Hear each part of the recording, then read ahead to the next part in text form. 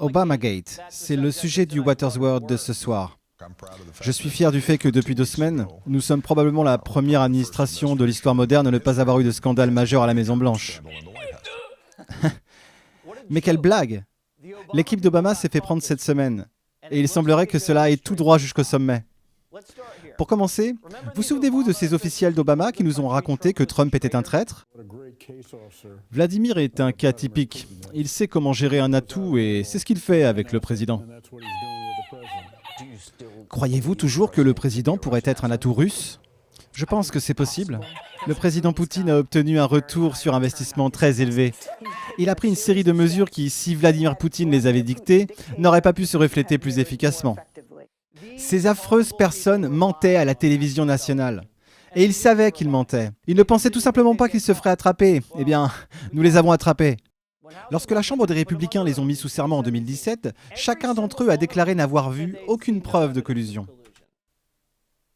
En effet, le patriote américain Rick Rennell, directeur par intérim des renseignements nationaux, a publié les transcriptions de ces vipères admettant qu'il n'y avait jamais eu de collusion. Êtes-vous prêts? James Clapper, je cite, « Jamais vu de preuve empirique directe. » Samantha Power, « Je ne suis en possession de rien. » Susan Rice, « Je ne me souviens pas de preuves à cet effet. » Et Andrew McCabe sur le dossier Steele, « Nous n'avons pas pu prouver l'exactitude. » L'administration Obama a donc espionné et enquêté sur leurs opposants politiques et ils n'ont jamais eu de preuve de collusion. Ils n'en avaient pas à l'époque et ils n'en ont pas plus maintenant, car il n'y a pas eu de collusion. C'était un coup monté. En fait, ce qu'ils ont fait, c'est qu'ils sont allés à la télévision et ont dit à tout le monde que Trump était un traître. Adam Schiff l'a fait aussi. Ces gens sont mauvais et ils sont malades. Je les déteste pour ce qu'ils ont fait à ce pays et je ne leur pardonnerai jamais. Je ne leur pardonnerai jamais pour ce qu'ils ont fait à Michael Flynn, un général 3 étoiles qui a passé 30 ans à protéger l'Amérique. Le ministère de la Justice a finalement abandonné les poursuites contre lui. Voici le procureur général Bill Barr.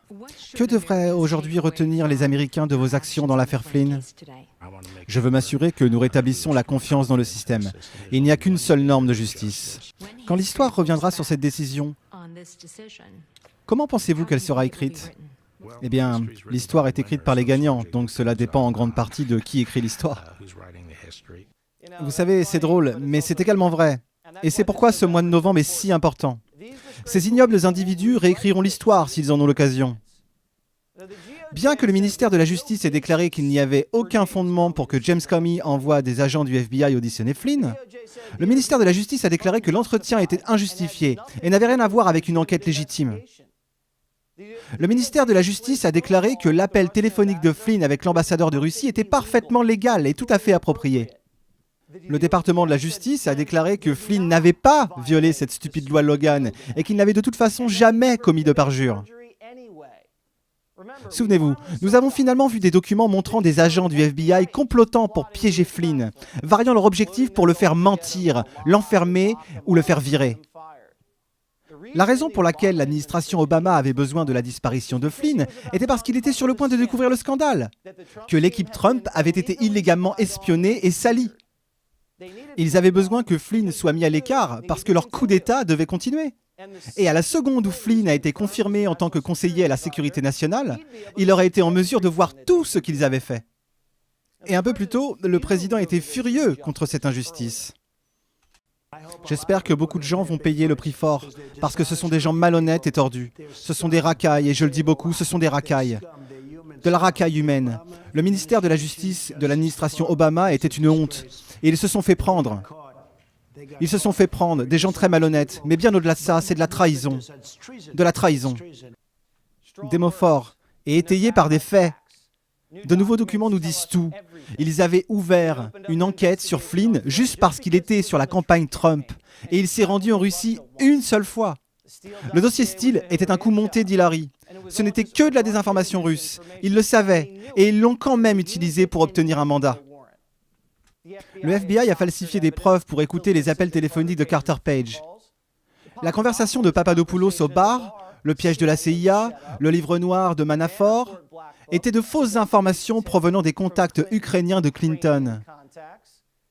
Les espions, les mises sur écoute, Flynn était sur le point de tout découvrir. Donc, l'équipe d'Obama a illégalement divulgué l'appel téléphonique classifié de Flynn pour créer un écran de fumée russe autour de lui, puis a introduit des agents du FBI à la Maison-Blanche pour le foutre dehors. Barack Obama savait ce qui se passait. De nouvelles transcriptions montrent qu'Obama était au courant des détails intimes de l'appel de Flynn. Un appel qui n'était pas du tout criminel. Cela soulève des doutes parce qu'Obama détestait Flynn. Il l'a renvoyé en 2014 et a dit à Trump de ne pas l'embaucher. Tout c'est clair maintenant, n'est-ce pas? Comme nous l'avons dit la semaine dernière, Flynn est entré en conflit avec la CIA d'Obama. Il n'aimait pas à quel point ils étaient politiques et croyait qu'ils dissimulaient la vérité sur Al-Qaïda. Le 5 janvier 2017, pendant la transition, la responsable du ministère de la Justice d'Obama, Sally Yates, a assisté à une réunion dans le bureau ovale avec Comey, Biden, Brennan, Rice et Clapper, selon ces documents. Ils discutaient de l'ingérence russe dans les élections, qu'ils utilisèrent évidemment comme excuse pour la défaite d'Hillary. Et après le briefing, Obama a demandé à Yates et Comey de rester en retrait. Et il a dit qu'il avait eu connaissance des informations sur Flynn et de sa conversation avec l'ambassadeur de Russie. Obama cherchait à savoir si la Maison-Blanche devait traiter Flynn différemment compte tenu de ces informations.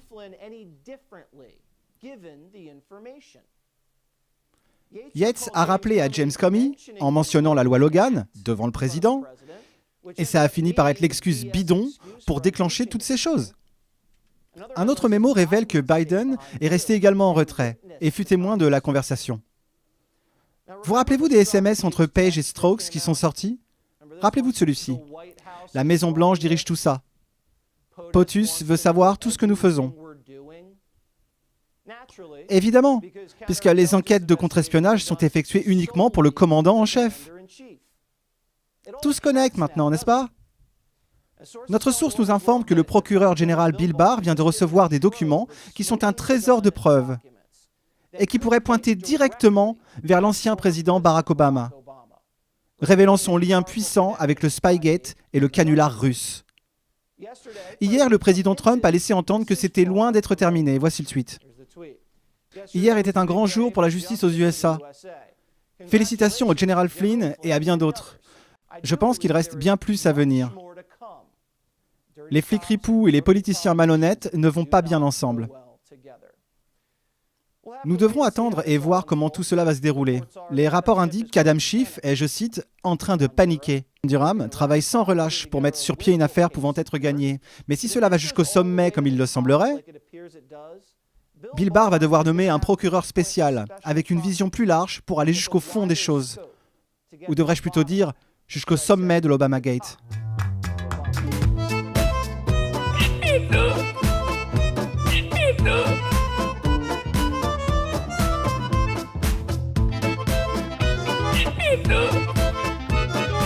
No.